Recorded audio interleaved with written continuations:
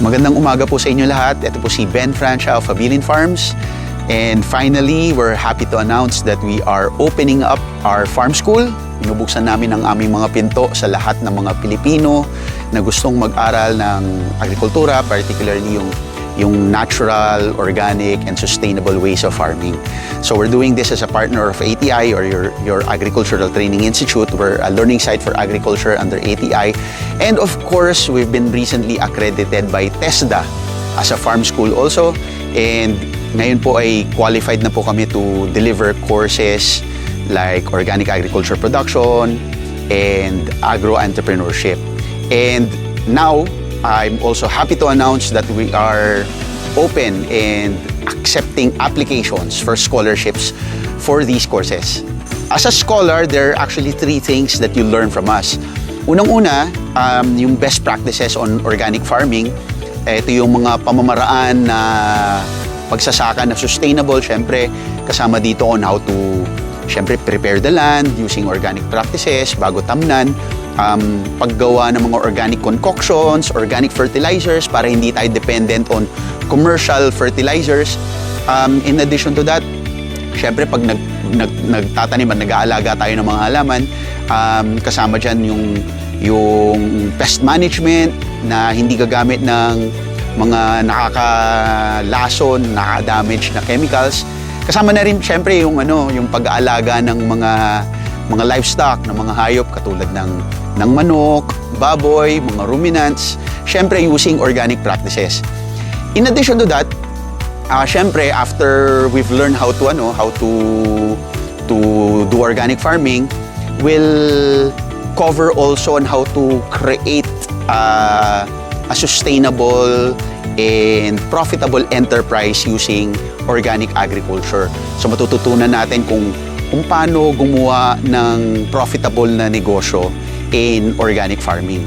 And lastly, syempre especially for those na gustong mag-put up ng kanilang sariling mga farms, whether pang negosyo or simply a farm na pwede nyong kumbaga puntahan or spend time on, probably on a weekend, or for those na medyo my age looking for a place for future retirement, we'll share mga lessons that we've learned in the past years that we're setting up Abilin Farms, and we'll teach you how exactly the best route for you to take on how to set up your farms using syempre yung mga lessons that we've learned in the past years. Now this time, let me talk about the benefits naman of being a scholar in Abilin Farms. So unang-una, since it's a scholarship, it's free. So you get to benefit and learn from this course. Syempre being sponsored by TESDA. So ang taong bayan ang magpapaaral sa inyo. So kaya we make it a point na kung sino man yung mag-a-apply dito sa programs na to, yung desidido, yung talagang mag-a-apply na natutunan nila. At syempre yung kukumpletuhin yung course na to. In addition to that, after you've completed the course, you'll go through an assessment process para you'll earn your national certificate. So these are NC2 courses, meaning to say, may quality standard, meaning kapag ka na-earn mo yung certificate na yun, it's a badge of, kumbaga, credibility na you are indeed competent in all these skills, na to the point na if you're somebody young pa and looking for an opportunity abroad to work as a farmer, this is something, a credential that you can use in your application. Another benefit would be yung magiging exposure nyo in permaculture. Kasi of course, since we are a permaculture farm and you'll be spending a lot of time here with us, you'll get exposed to our different practices. Yung practices namin dito sa farm goes beyond traditional organic farming. We use a different natural patterns in all our strategies to make sure that we produce a yield that doesn't deplete our natural resources. In fact, we keep it a point na yung lahat ng practices namin dito regenerative to our natural resources. So I mentioned na you'll be spending a lot of time here.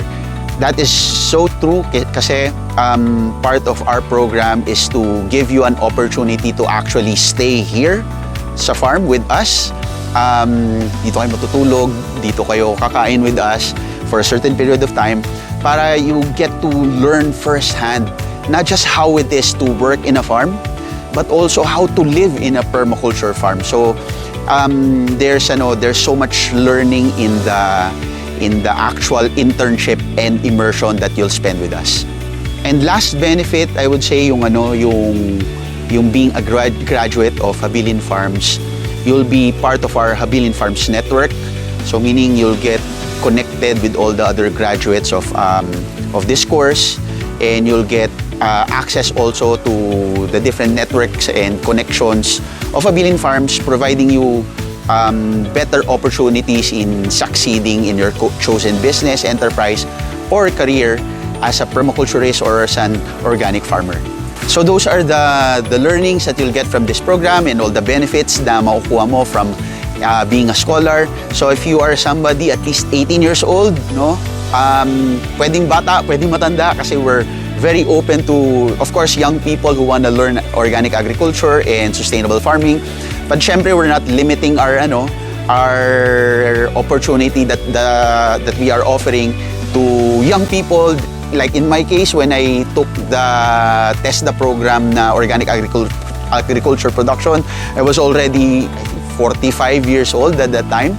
So hindi pa uli lahat, even those planning to retire or have already retired, we're still open to you guys, and this is an opportunity that you can take advantage of.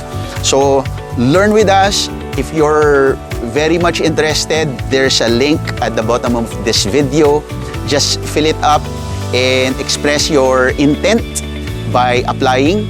And after we've received your application, tatawagan po namin kayo. We'll get in touch with you to schedule a one-on-one conversation and interview. And if you know anybody po in your network, friends, family, relatives, matski kaaway, no, please share this video to them kasi baka sila interesado and they can also benefit from the program that we're offering. So maraming salamat po, and I'll see you in Habilin Farms. Thank you.